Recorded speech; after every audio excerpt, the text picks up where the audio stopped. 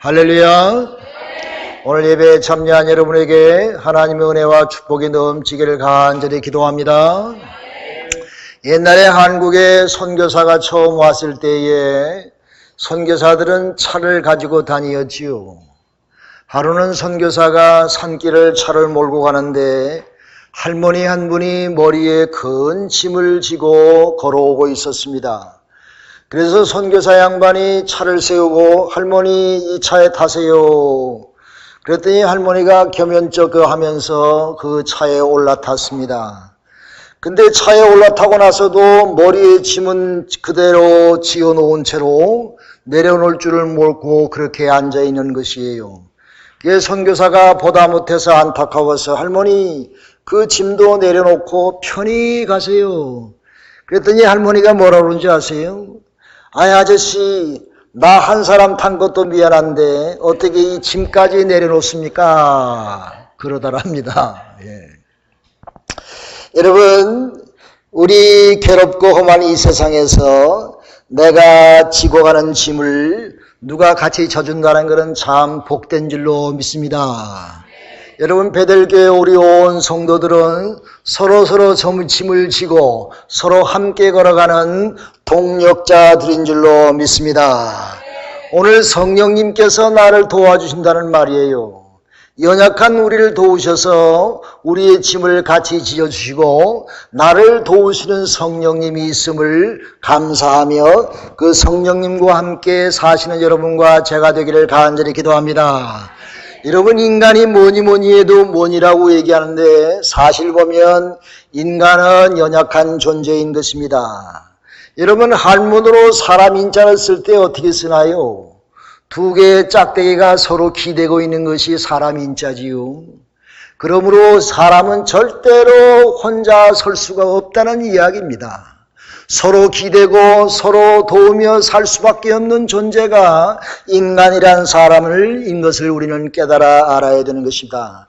잘난 사람, 못난 사람, 대단한 학식을 가진 석학 박사나 못 배운 사람이나 돈이 많은 사람이나 가난한 사람이나 나이가 많은 사람이나 청년이나 어린아이 모두 다 우리는 사실을 알고 보면 정말로 연약한 존재인 것입니다. 여러분 하나님께서는 우리의 연약함을 아시기에 오늘 본문 보면은 성령님도 우리의 연약함을 아시나니 그랬습니다. 성령님도 우리의 연약함을 아셔서 우리를 도우신다 이렇게 말씀하시는 것을 보면 정말 인간이야말로 연약한 존재다.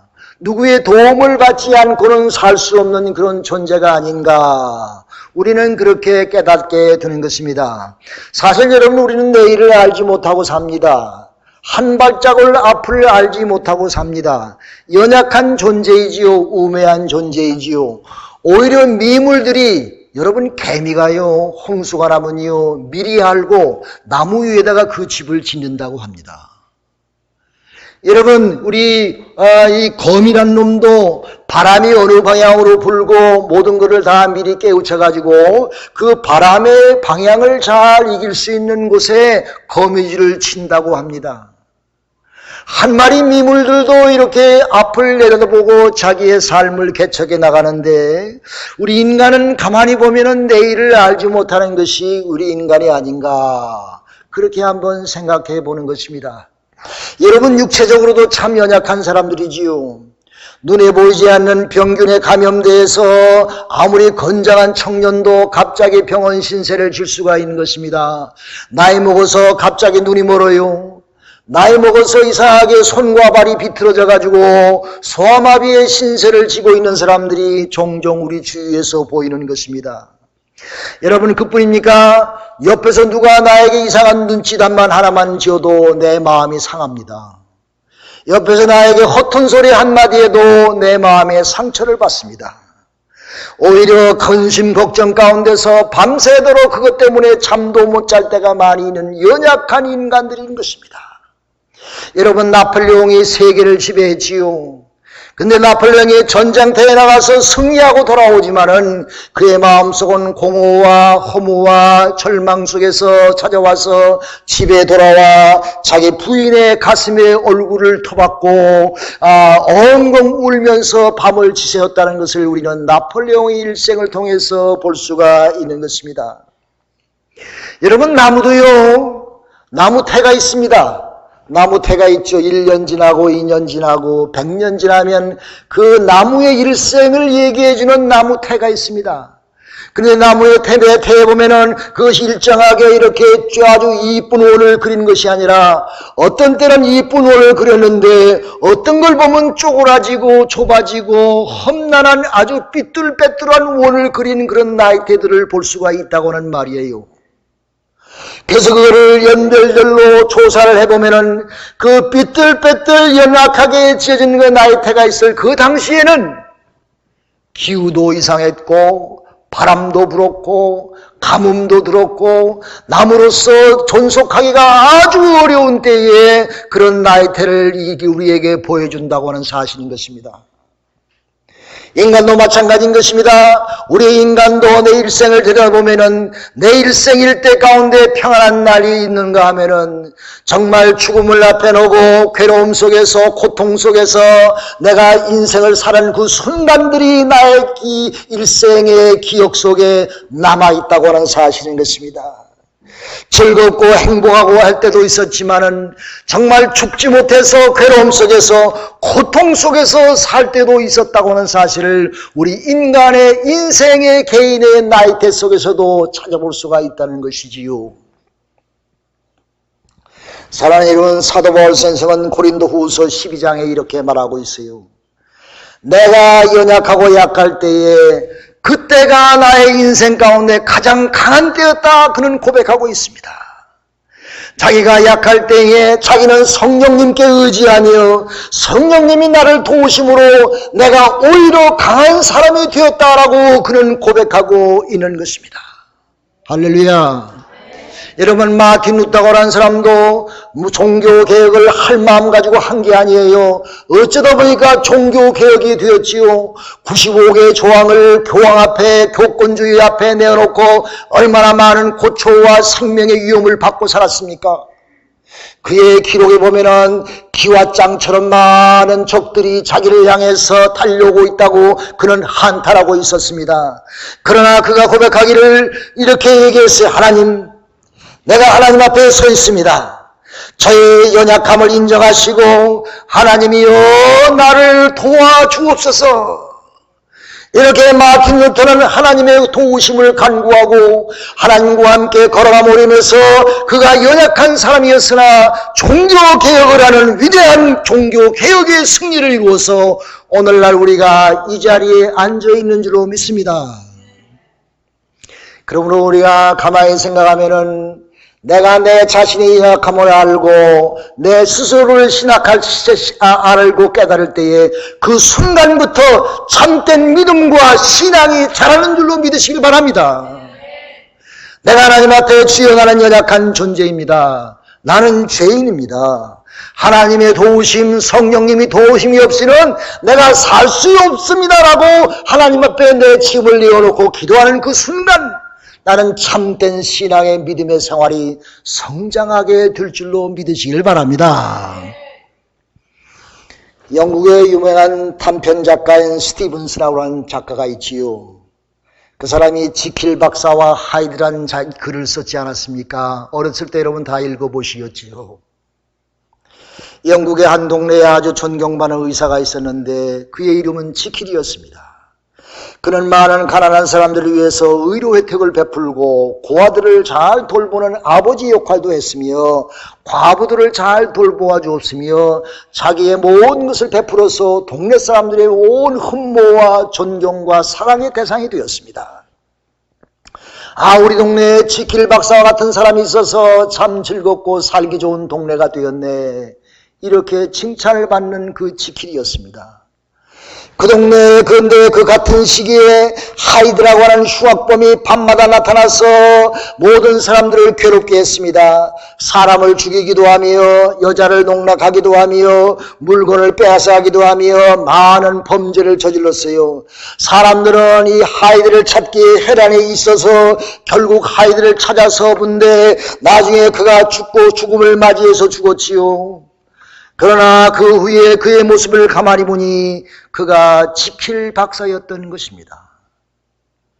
사람들이 아연 실색할 수밖에 없었지요. 사랑하는 여러분, 인간은 그런 존재인 것입니다. 지킬 박사와 같이 선한 모습이 있는가 하면 하이드와 같은 흉악한 모습이 우리의 가슴 속에 숨겨져 있다는 말이 아닙니까? 그러므로 우리는 하나님 앞에 다 죄성을 가진 사람이며 연약한 존재이며 하나님 앞에 내가 죄인이라고 고백하지 아니할 수가 없는 존재라는 사실인 것입니다. 여러분, 보면 다 도찐 개찐이요. 다 그렇고 그렇지 도찐 개찐이요. 인간은 남 얘기할 거 없어요. 인간은 형적으로 연약한 존재인 것입니다. 시험과 도전을 늘 받고 사는지요. 여러분, 그만하면 됐지 남에게 칭찬받는 사람인가 했더니 돈 앞에서는 꼼짝 못하고 살아갑니다. 돈에는 의로운 사람인가 했더니 이성 앞에서는 덜컥 넘어지는 사람이었습니다.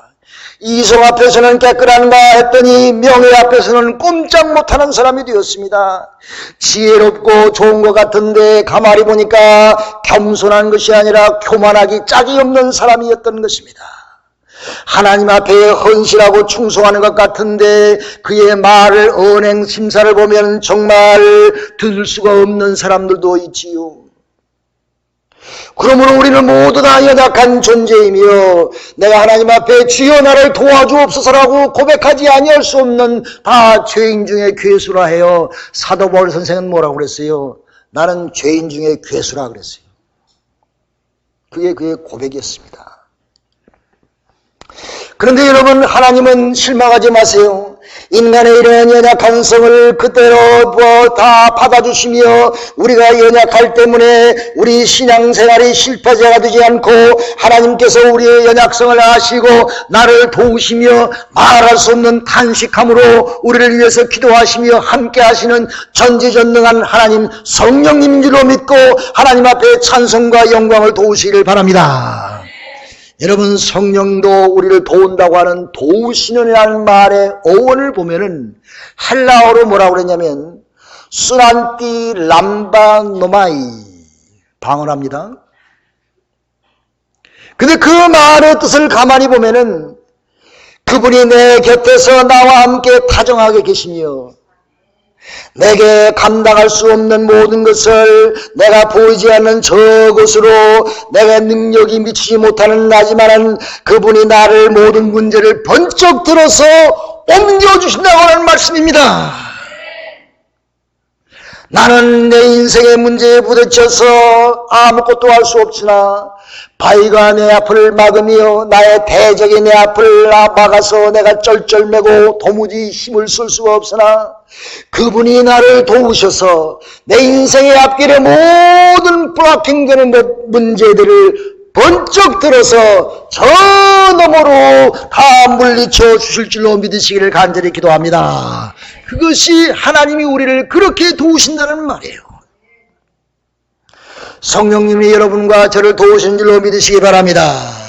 여러분이 괴로워할 때에 하나님께서는 우리를 도우셔서 오늘 본문 뭐냐? 말할 수 없는 탄식함으로 우리를 위하여 간구하신다고 그랬어요.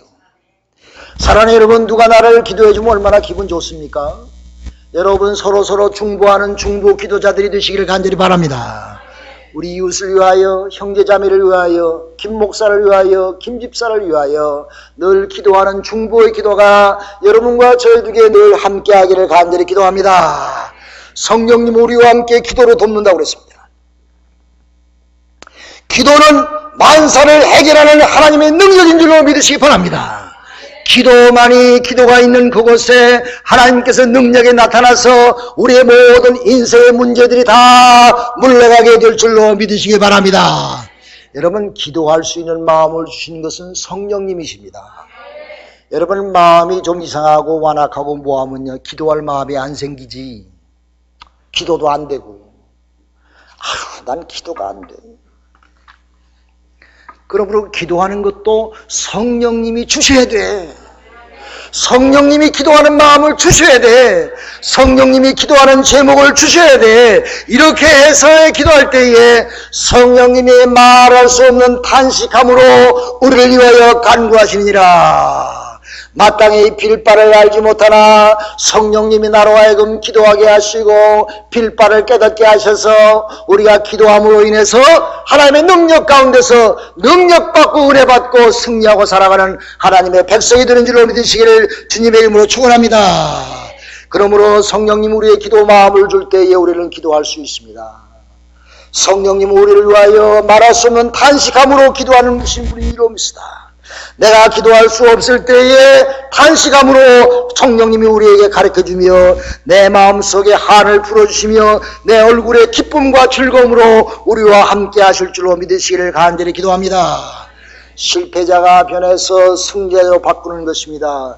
넘어진 자리에서 벌떡 일어날 수가 있는 것입니다. 멸망의 자리에서 천국으로 옮겨질 수가 있습니다. 성령이 탄식할 때에 우리가 성령 충만한 사람이 되며 성령 우리와 함께 하실 때에 우리의 모든 괴로운 문제들이 다 성령님의 역사로 다 이루어질 줄로 믿으시기를 간절히 바랍니다. 복음성가 가운데 은혜로운 찬송이 있지요.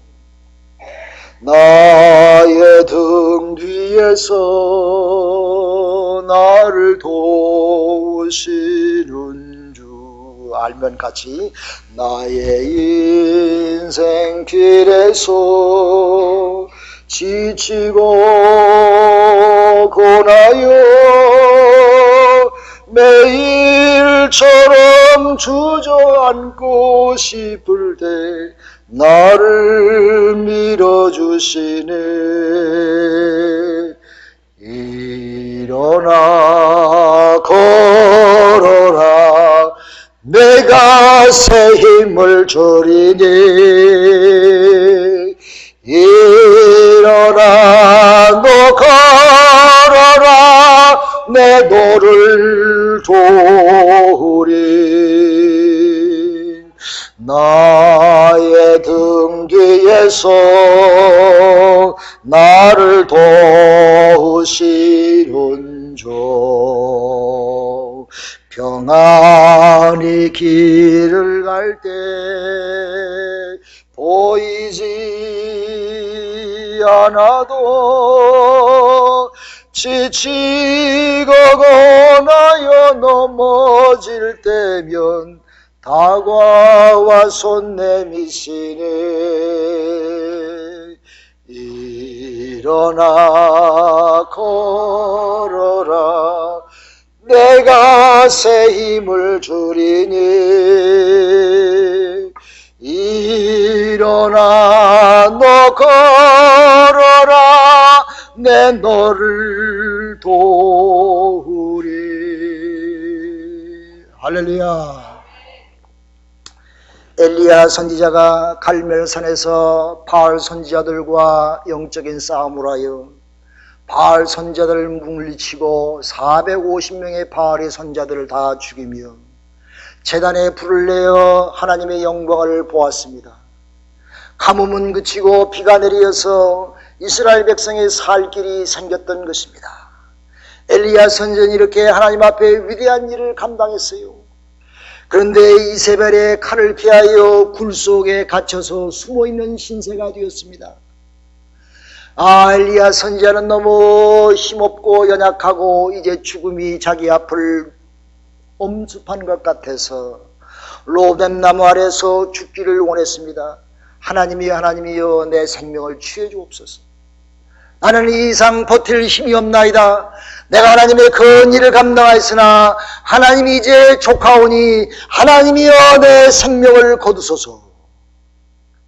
정말 엘리야는 정말 기진맥진해서 죽을 각오를 하고 그렇게 자기 인생을 포기했어요.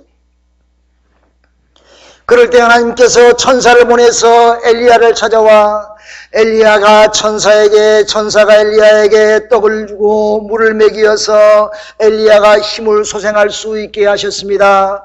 또 하나님께서 천사들을 통해서 성경에 보면은 엘리야를 어루만져 주셨다 그랬습니다. 하나님께서 연약한 엘리야를 어루만져 주셔서 하나님의 계심을 깨닫게 하고 하나님이 엘리야를 도와주셨습니다.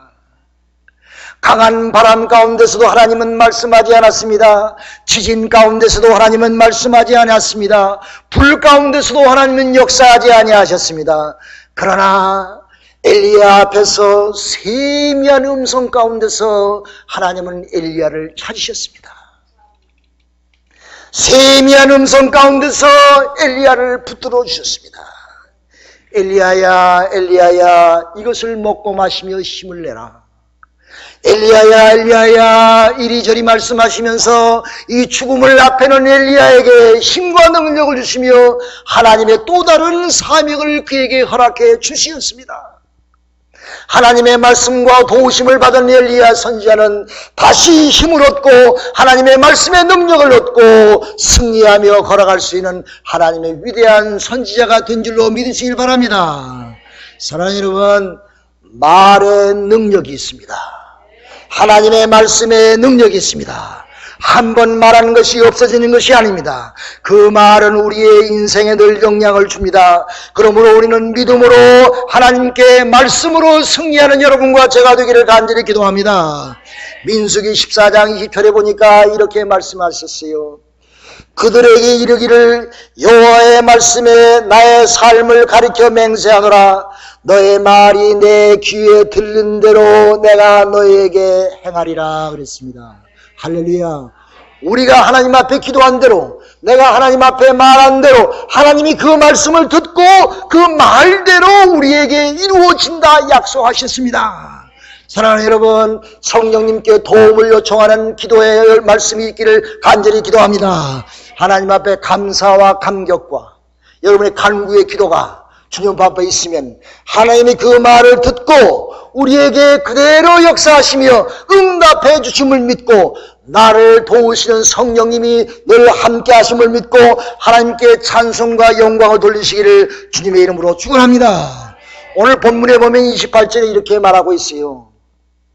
너희가 알거니와 하나님을 사랑하는 자, 그 뜻대로 부르심을 입은 자들에게는 모든 것이 합력하여 선을 이루니라. 다 아멘 합시다. 아멘. 하나님을 사랑하는 자에게 하나님은 복을 내리신다는 말씀이지요. 여러분, 그런데 우리가 하나님을 사랑합니까? 우리가 스테이를 죄인 되었을 때 하나님이 우리를 찾아오셨어요. 내가 죄 가운데 있을 때 하나님 우리를 택하셔서 하나님의 자녀로 삼아주셨어요. 우리는 자격이 없고 멸망의 자녀지만은 하나님이 로마서 요한일서 4장 19절에 보니까 우리가 사랑하면 그가 먼저 우리를 사랑하였음이니라 그랬습니다. 할렐루야. 하나님 우리를 먼저 사랑하셨었고 우리가 죄인 되었을 때에 그리스도께서 우리를 위하여 죽으심으로 하나님께서 우리에게 자기 자신의 사랑을 확증하셨느니라 말씀하셨습니다. 할렐루야. 그러므로 우리는 하나님의 사랑을 받는 하나님의 신실한 백성줄로 믿고 하나님 앞에 찬송과 영광을 돌리시기를 바랍니다. 여러분, 사랑에 빠지면요 늘 만나고 싶지요. 그렇잖아요? 늘 보고 싶지요. 늘 대화하고 싶지요. 여러분, 하나님과 사랑에 빠지기를 간절히 기도합니다. 하나님의 성전에 가까이 사시기를 바랍니다. 하나님의 말씀을 늘 끼고 사시기를 바랍니다. 하나님의 말씀을 순종하고 사랑하는 하나님의 음성과 늘 가까이 살아가는 여러분과 제가 되기를 간절히 기도합니다. 모든 집회에, 모든 기도에, 모든 것에 여러분의 마음이 가는 그런 사랑의 열매가 있기를 간절히 바랍니다. 사랑하는 자에게는 목숨까지 바치지. 여러분, 부부가 된 게 뭐예요? 당신에게 내가 하늘의 별을 따라다 주지. 따져준 사람 손 들어보시오. 나도 그렇게 얘기 아마 했을 거야, 연애할 때. 그러나 그 사랑이 있기에, 정말 생명까지 주고 싶은 마음이 있기에 그런 고백이 있었습니다. 사랑하는 여러분, 하나님께 대한 이런 귀한 고백이 있기를 주님의 이름으로 축원합니다. 하나님을 사랑하는 자는 성령의 도우심을 받습니다. 할렐루야. 하나님을 사랑하는 자는 하나님이 특별히 그를 기억하시고 하나님의 도우신 줄로 믿으시길 바랍니다. 운동장에 3,000명의 아이들이 뛰어놀지만은 어머니의 눈 속에는 자기의 사랑하는 아들에게 가 있습니다. 아, 우리 아들이 저 구석에서 지금 뛰어놀고 있구나. 수많은 아이들이 있지만은 부모의 눈에는 그 사랑하는 자녀에게 자기 눈길이 갑니다. 사랑하는 여러분, 세상에 수많은 사람들이 있지만은 하나님은 여러분이 가는 곳마다 하나님의 사랑의 눈길이 따라오는 줄로 믿으시기 바랍니다. 여러분이 가는 곳마다, 여러분이 있는 곳마다 하나님의 사랑의 눈길이 함께 하셔서 여러분과 저를 도우시는 줄로 믿으시기를 간절히 기도합니다. 그래서 오늘 성경 30절에 보니까 그렇게 말하고 있지요. 미리 정하신 그들을 또한 부르시고 부르신 그들을 또한 의롭게 하시고 의롭게 하신 그들을 또한 영화롭게 하셨느니라. 할렐루야.